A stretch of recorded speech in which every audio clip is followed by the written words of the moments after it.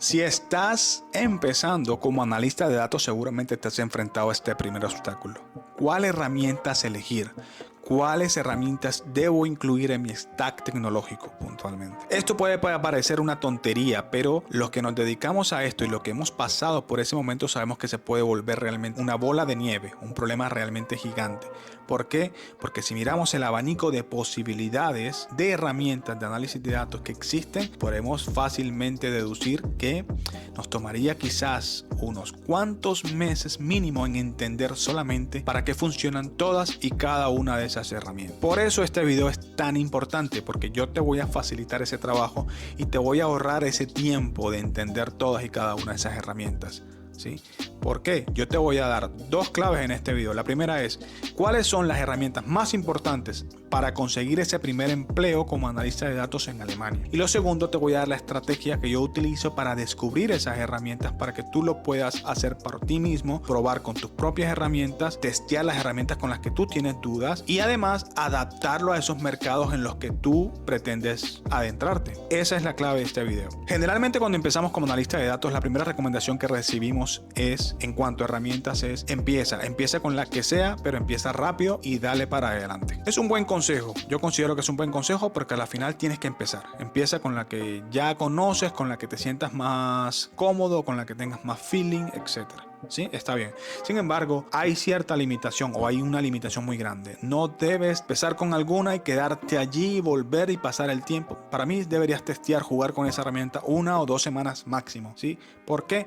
Porque quizás como estás eligiendo esa herramienta al azar, no sabes si realmente esa herramienta tiene un mercado. Y supongamos que a ti te gusta mucho Pepito Pérez visualizaciones y está muy bien, es muy rápida, es muy buena, pero pues de repente cuando has invertido 6 meses a aprender a Pepito Pérez, ya te sabes todo de Pepito Pérez visualizaciones y luego vas al mercado y descubre que ninguna empresa está requiriendo Pepito Pérez visualizaciones y que realmente ni la conocen, pero la conoces tú y tres pelagatos más y pues por ende pues te toca hacer una transición a otra herramienta. No queremos pasar por eso. Por eso es muy importante que elijamos bien desde el principio pensando en el mercado objetivo. La primera táctica o la primera estrategia que debes utilizar es, antes de invertir todo el tiempo y esfuerzo, dinero y económico en esta herramienta, debo verificar si tiene mercado. Si buscamos en internet, seguramente vamos a encontrar muchas listas globales que nos dicen que Python es la herramienta número 1 basado en el número de usuarios, etcétera, o el lenguaje de programación con mayor cantidad de usuarios en los últimos años, que Power BI es una de las herramientas top del mundo, etcétera. Sin embargo, son listas globales. Tenemos que tener ahora una lista más específica del mercado al que le estamos apuntando, y esto ya no es tan fácil de encontrar en internet, especialmente de manera gratuita y a la mano. No lo tenemos tan disponible, pero sí tenemos una manera de descubrirlo. ¿Cómo lo hacemos? Pues básicamente, si vieron uno de mis videos anteriores en donde hablaba cómo conseguir y cuáles son las 3 plataformas más importantes en Alemania para conseguir ese primer empleo como analista de datos sin alemán en Alemania, si no vieron el video se los dejo aquí mismo para que pasen allá, y si ya lo vieron pues ya las saben cuáles son. Con esas mismas herramientas de búsqueda de empleo ustedes van a poder deducir. Básicamente, yo lo que hago es voy a esas plataformas y empiezo a descubrir cuáles empresas están buscando Power BI, cuáles empresas están buscando esta herramienta y testeo. Y basado en el número de resultados, pues tomo una decisión. Más adelante les voy a explicar en detalle y les voy a mostrar cómo lo hago específicamente. Ahora, con lo que quiero que se queden es que lo importante es no elegir la herramienta basado en mi corazonada, basado en mi intuición, sino basado en datos de relevancia en el mercado objetivo. ¿Tiene mercado esta herramienta? Sí, perfecto. Procedo a invertirle tiempo y esfuerzo. Ahora, lo siguiente que hay que tener en cuenta es, para elegir el stack tecnológico con el que me voy a desarrollar, también tengo que tener en cuenta a qué profesión específicamente le estoy apuntando o a qué sector del análisis de datos, porque dentro del análisis de datos hay distintas variaciones que tienen mucha relevancia o mucha coordinación o mucha semejanza entre sí, pero que también tienen muchas diferencias. Y de eso va a depender cuáles herramientas me van a servir más para una cosa u otra. Estos tres grandes grupos se definen como análisis de datos, data engineer, ingeniería de datos, los famosos data engineer, y los científicos de datos, Data Scientists. Sí, estos tres grandes grupos. Luego un cuarto grupo podría ser los AI Engineers, que para mí siguen siendo Data Scientists, o Machine Learning Engineers, que para mí siguen siendo Data Scientists, pero bueno, ese es otro tema aparte. Basado en estos 3 o 4 grandes grupos de análisis de datos, yo tengo que definir mi stack de herramientas, ¿sí? Pero bueno, para explicarle más en detalle, quédate hasta el final del video donde te voy a explicar cuál es la diferencia clave entre lo que es un analista de datos, un data engineer, un data scientist. Vamos a definir entonces el stack tecnológico como analista de datos. El stack tecnológico definitivo que te va a permitir conseguir ese primer empleo como analista de datos. Empezamos por una piedra angular que tiene una particularidad y es Excel. Excel es, bien sea en su versión de Microsoft, que es el más popular, o en su versión de Google con Spreadsheet. Excel es ese comodín que ya tú tienes que por defecto saber si quieres entrar al mundo del análisis de datos. En mi experiencia profesional me he topado mucho más con compañías que trabajan con Excel que con Spreadsheet, así que basado en eso puedo decirte con cierto grado de seguridad que Excel es mucho más popular en este ámbito. Pero si intentas buscar empresas que estén buscando que tengan como requerimiento que sepas Excel, pues no las vas a encontrar y pareciera que no es utilizado. Se burlan mucho de que realmente un analista de datos no trabaja en Excel, etcétera, etcétera, etcétera, etcétera, y hay muchos memes alrededor de esto, pero la realidad es que no lo ponen como requerimiento porque simple y llanamente ya se da por sentado que tú tienes que saberlo, tú lo sabes ya y punto. Nadie está pidiéndote en una entrevista si sabes Excel o no sabes Excel, pasa muy poco realmente, no te van a hacer muchas pruebas enfocadas a Excel porque no es el objetivo, pero ya dan por sentado que tú sabes manejar Excel, así que lo primero que tienes que entender es muy bien es el programa de Excel. Excel enfocado al análisis de datos. Excel es un programa muy grande, con muchos años en el mercado y que tiene una gran cantidad de funcionalidades y de módulos enfocados a distintos mercados, a distintos negocios, especialmente el sector financiero con la banca, etcétera. Tiene muchas funciones, así que intentar dominar Excel puede ser una tarea realmente de años, volverte un maestro de Excel. Ese no es el objetivo que nosotros tenemos. Nosotros tenemos que enfocarnos en Excel enfocado y orientado específicamente al análisis de datos. ¿Esto qué significa? Entender muy bien no todas las funciones, sino las funciones que se enfocan en transformación y limpieza de datos, por ejemplo, limpieza de espaciados, rellenado de celdas basado en ciertas condiciones de otras celdas, una VLOOKUP, por ejemplo, búsqueda de celdas, este tipo de funcionalidades que se enfocan puntualmente en la limpieza de datos, separación de celdas basado en una condición, basado en un parámetro, este tipo de funciones, ¿sí? Ahí es donde tengo que apuntarle con Excel.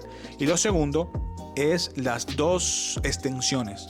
Entender muy bien las dos extensiones. Bueno, empezaron siendo unas extensiones de Excel, hoy en día ya realmente son unas funciones que vienen por defecto dentro del propio programa, que son Power Query, que es, podríamos decirlo así, es un potenciador de consultas a bases de datos a través de Excel. Esto lo que nos va a permitir es, por ejemplo, específicamente es hacer consultas directamente desde Excel o extracción de datos a una base de datos SQL u otras múltiples bases de datos. Yo realmente la que más he utilizado es conectar Excel a SQL directamente, a un sistema SQL. Luego tenemos Power Pivot. Con Power Pivot lo que tenemos es otro módulo, otra funcionalidad de Excel que nos va a permitir literalmente creación de tablas dinámicas, manipulación de modelado de tablas dinámicas dentro de Excel. ¿Sí? Esto es realmente muy utilizado, se ha vuelto un módulo muy apetecido dentro de Excel por las grandes funcionalidades que ofreces y por la rapidez y facilidad y simplicidad con la que tú puedes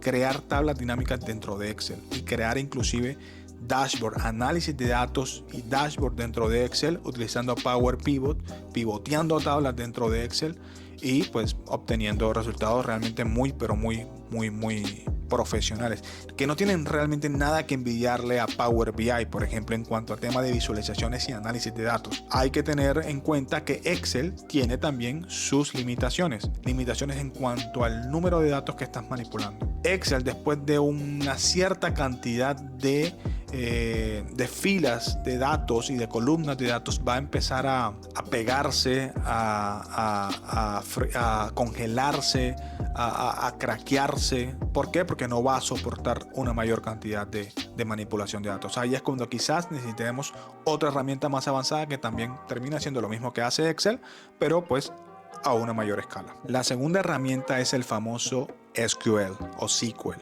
popularmente conocido. Todo el mundo nos va a decir que como analista de datos necesitamos aprender SQL y tenemos que darle una gran importancia al lenguaje de consulta de bases de datos. Y esto es completamente cierto. Sin embargo, lo que no nos empiezan a decir es que si solamente quisiéramos aprender SQL, nos vamos a enfrentar a que SQL tiene múltiples plataformas a través de las cuales podemos utilizar el lenguaje de consulta SQL, con los cuales tienen cada uno sus distintas particularidades en cuanto a la sintaxis. Aunque todos utilicen SQL como lenguaje de consulta, todos siempre tienden a colocar sus propias funcionalidades, sus propias limitaciones, sus propias sintaxis dentro del lenguaje, y esto pues evidentemente nos crea fricciones. Por eso es importante entender muy bien en cuál SQL debo enfocarme.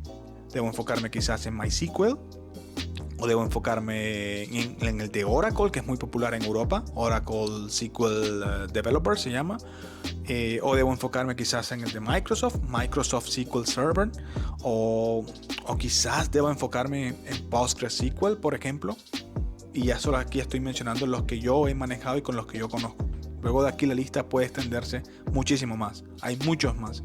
Si hablamos de la nube, por ejemplo, Azure SQL. Si hablamos de Google, tenemos BigQuery. En fin, la lista se puede ampliar fácilmente. ¿En cuál de todas estas herramientas debo enfocarme? Es ahí donde yo creo que es muy importante testear con las plataformas de empleo cuál es la herramienta, específicamente cuál es la plataforma de administración de SQL que más están buscando en ese momento particular en el que tú estás aplicando. ¿Cómo lo hacemos? Como lo pueden ver aquí, yo voy simplemente a esta plataforma, utilizo, por ejemplo, quiero probarme, no estoy seguro si me quiero lanzar por PostgreSQL o MySQL o Microsoft SQL Server, pues simplemente voy a esta plataforma, utilizo cada uno de estos nombres y voy a obtener los resultados basados en las ofertas que se están publicando y que están requiriendo esa palabra clave o esta plataforma puntualmente o esta tecnología. Si busco, por ejemplo, MySQL, puedo ver rápidamente aquí que alrededor de 13,000 ofertas están buscando a personas que tengan esta herramienta, ¿sí? O que sepan MySQL puntualmente. Si busco PostgreSQL, ya me doy cuenta que tengo alrededor de 8,700 ofertas que están buscando disponibles, que están buscando esta herramienta en el momento. Si tengo, por ejemplo, Microsoft SQL Server, que es muy popular realmente, puedo darme cuenta que, mira, están buscándolo 26,600, más de 26,000, alrededor de 26,000 ofertas de empleo, casi que el doble de MySQL. Luego, si busco Oracle SQL Server, que es muy popular en Europa, por ejemplo, tengo que realmente se cae bastante. Mira, 2,300 ofertas de empleo están publicadas buscando Oracle SQL Developer, lo cual ya me hace pensar a mí, oye, mira, quizás en Europa es muy popular Oracle, sin embargo, ya me doy cuenta que a la hora de la verdad, las empresas, no hay tantas empresas que estén buscando Oracle. Ahora, otra estrategia puede ser, yo no quiero apuntarle a una herramienta tan popular, sino a una más de nicho como Oracle, por ejemplo, y quizás, pues esta también es una estrategia válida. Quiero tener menos ofertas disponibles, pero las cuales yo tengo menos competencia. También tiene sentido, pero estoy tomando nuevamente la decisión basado en datos reales del mercado al cual yo le estoy apuntando. Esa es la clave de esta estrategia. Lo siguiente es, pues listo, pues podemos mirar también que aquí sigue rápidamente BigQuery, por ejemplo, 4,600, alrededor de 4,600 ofertas disponibles, y Azure SQL aquí por buscar el sistema de nube de Microsoft, y tenemos que alrededor de casi 10,000 ofertas se están publicando buscando Azure SQL, por ejemplo. Con esta breve tabla ya podemos saber con esta pequeña consulta en unos cuantos minutos ya pudimos deducir, oye, ¿sabes qué? Quizás si quiero dedicarle mi mayor esfuerzo se lo puedo dedicar a Microsoft SQL Server, ¿sí? ¿Por qué? Porque es donde más oportunidades voy a tener para buscar empleo. Si pasamos al módulo de la visualización, que este es otro módulo clave, ya tenemos Excel, ahora ya tenemos el lenguaje de consulta que es relacionado a la base de datos con SQL, ya sabemos hacer la consulta, ya sabemos traernos nuestros datos de SQL a un Excel. Ahora necesitamos una herramienta quizás o más fuerte para manipulación y análisis de datos, o más avanzada para el tema de visualización e interacción de los dashboards. En este caso, pues necesitamos una herramienta de visualización. Ahora, ¿cuál herramienta de visualización? Para las más populares, evidentemente Power BI, Tableau o Looker Studio o ClickView, por ejemplo. Si quisiera mencionar estas 4, hay muchas más. Estas son las 4 que yo considero más relevantes en el mercado, las que tienen acaparado casi que el 90% del mercado. Pero ¿cuál de todas estas 4 elegir? Pues vamos a hacer la misma ejercicio. Si nos vamos con Power BI, obtenemos que en total en Alemania hay 5.800, alrededor de 5.800 vacantes buscando a personas con esta tecnología, basado en esta tecnología. Si buscamos con Tableau, por ejemplo, nos enfrentamos que hay alrededor de 6.700 vacantes, un poco más, casi 1.000 más vacantes que Power BI.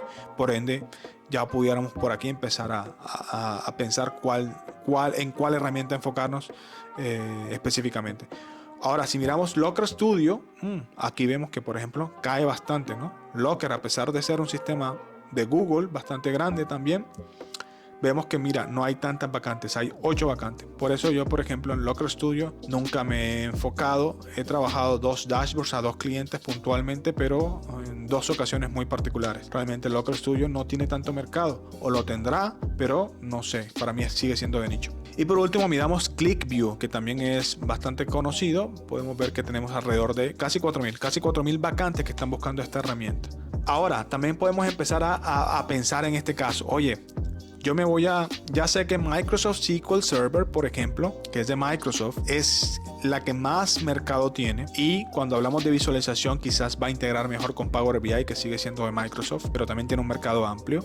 Pues quizás pudiera, aunque no sea la que más mercado tiene, pudiera quizás elegir ahora por facilidad dentro del mismo ecosistema y quedarme dentro de Microsoft, pasarme con Power BI. Por último, yo creo que con estas 3 herramientas ya tú tienes realmente resuelto el 85-90% de tu trabajo, del trabajo diario como analista de datos. Eso te lo aseguro. Ahora bien, yo creo que existe una 4ª herramienta, no sé si llamarlo una herramienta, pero vamos a llamarlo así en este momento, que es el lenguaje de programación. En muchas veces esto se pide como un elemento, como un plus, como un diferenciador que te permite a ti integrarte mejor con el equipo de IT. Y es el lenguaje de programación. ¿Por qué? Porque realmente en el día a día tú no estás haciendo tareas dentro del lenguaje de programación, bien sea en Python, en JavaScript o en el lenguaje de R, por ejemplo. Tú no estás haciendo análisis de datos allí realmente como analista de datos. En ese nivel no los estás haciendo. Sin embargo, sirve para ese punto, como un elemento diferenciador, como un plus dentro de tu hoja de vida, y segundo, como un elemento de transición, que es ahí donde yo le veo la mayor importancia. Si necesitas un lenguaje de programación para transicionar al siguiente nivel como analista de datos, bien sea para un data engineer, para un científico de datos, para un machine learning engineer, etcétera, para esos cargos más avanzados, si vas a necesitar ya un lenguaje de programación específicamente para manipulación y análisis de datos. Entonces, si desde ya lo tienes y desde ahora te vas familiarizando, te vas mentalizando y vas proyectándote hacia futuro, a 2-3 años ya hacer esta transición hacia otro cargo o a otra área dentro del análisis de datos más avanzado. Ahora bien, ¿cuál lenguaje de programación? Existe esa eterna discusión entre lo que es Python y el lenguaje de R. Yo, a mis inicios, durante mi maestría, empecé con R, haciendo análisis de datos en R realmente. Hoy en día utilizo Python, sinceramente. Vamos al mercado y a testearlo puntualmente. Miramos que, por ejemplo, cuando buscamos Python, nos damos cuenta que alrededor de casi 90.000, ¿no? Más de 86.000 ofertas están buscando lenguaje de programación en Python. Cuando buscamos R, por ejemplo, RStudio, nos damos cuenta que, por lo menos en Alemania, cae a 4.700. ¿Sí? La diferencia es abismal.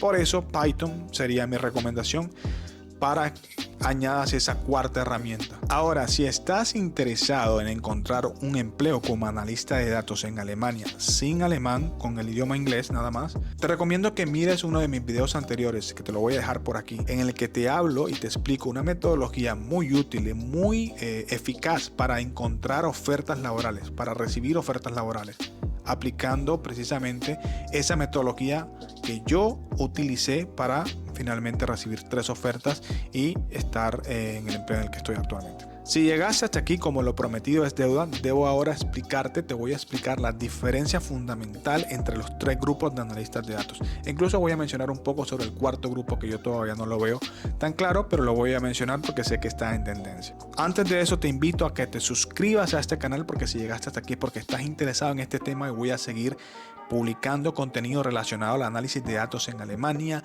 todo lo que tiene que ver cómo convertirte en un analista de datos y cómo seguir esta carrera, qué herramientas utilizar, cómo utilizarla. Voy incluso a empezar a publicar tutoriales. Así que es el momento de que te suscribas para que no te pierdas nada de este contenido que yo creo que va a ser muy útil para tu carrera. Bien, al grano. La diferencia fundamental entre los tres grupos. Voy a añadir ese cuarto. El primer grupo, analista de datos. Analista de datos, ingeniero de datos y científico de datos. Data analyst, data engineer o data scientist puntualmente. Ese cuarto grupo podríamos englobarlo como AI engineer, ingeniero de datos, ingeniero de inteligencia artificial, machine learning engineer también le llaman, ese cuarto grupo. Yo personalmente creo que ese cuarto grupo que nos hemos inventado ahora es el mismo data scientist, es lo que ya hace un científico de datos. Sin embargo, lo dejo ahí a criterio de ustedes mismos. Empezamos con el primero, analista de datos. Un analista de datos, ¿qué es lo que hace puntualmente y en qué se diferencia de los otros dos? El analista de datos se encarga puntual y directamente de extraer datos de una base de datos basado en una pregunta de negocios para responder problemas o preguntas de negocio. Extraer esos datos, crear sus análisis, detectar esos patrones, pintar los reportes y presentar esos reportes con esa respuesta generalmente a un equipo de negocios o de operaciones o financiero o de recursos humanos. Eso es lo que hace un analista de datos. Es una profesión que es de cierto modo un puente entre dos mundos, que es el mundo técnico, IT puntualmente, y el mundo más orientado al perfil de negocios, a los departamentos de marketing, a los departamentos financieros, a los departamentos de operaciones. Eso es un analista de datos. ¿En qué se diferencia, por ejemplo, de un ingeniero de datos? El ingeniero de datos ahora se encarga más bien, ya no tanto de entregar esos insights, de detectar esos patrones, nada que ver con eso. El ingeniero de datos se enfoca única y exclusivamente, o el corazón de sus funcionalidades gira alrededor de lo que es el proceso de ETL, Extraction, Transforming and Loading the Data, ¿sí? ETL, extracción, transformación y carga de datos. Eso es lo que principalmente hace un ingeniero de datos. ¿Qué es esto? Extraer los datos de una API, extraer los datos de distintas fuentes, de una página web, de distintas fuentes. Tengo que extraer estos datos, luego transformarlos, hacerle las modificaciones necesarias para luego subirlos a una base de datos. ¿Para qué? Para que estén disponibles para las distintas departamentos y los distintos perfiles de usuario o las distintas aplicaciones que lo requieran posteriormente. ¿Ya? Eso hace un ingeniero de datos. Ya no se encarga tanto de visualizaciones, ya no le interesan tanto herramientas de Power BI ni nada de esto. Se enfoca más en la parte anterior, en la parte de la carga de los datos, transformación, en la parte de automatización de esos pipelines, que los datos fluyan automáticamente y sin ningunos inconvenientes entre una fuente de datos y otra, etcétera, etcétera, etcétera. Ahí está el corazón de un ingeniero de datos. El científico de datos, por su parte, el data scientist, ya no se encarga tanto de entregar reportes, ya no se encarga tanto de administración de las cargas y transformaciones de los datos, ni tampoco de la estructura y del manejo de los modelos de las bases de datos, ni de las automatizaciones como el ingeniero de datos para que los flujos de datos funcionen en los pipelines de la manera adecuada. No se encarga de esto, aunque conoce de primera mano estas aristas del equipo de data. No es su función principal. Su función principal es ahora, con base en estos datos, crear modelos, diseñar modelos de clasificación, modelos de regresión que permitan automatizar tareas basadas en esos datos, ¿sí? Encuentro un problema o encuentro una solución, quiero poder crear un modelo de clasificación que mañana más tarde termine extrapolando en una solución dentro de la empresa. Ya no es Tengo que saber Power BI porque este modelo y este patrón que detecté va entonces a pintarse en este dashboard y voy a dar una respuesta como el analista de datos, una respuesta de negocio. ¿Cuánto vendimos?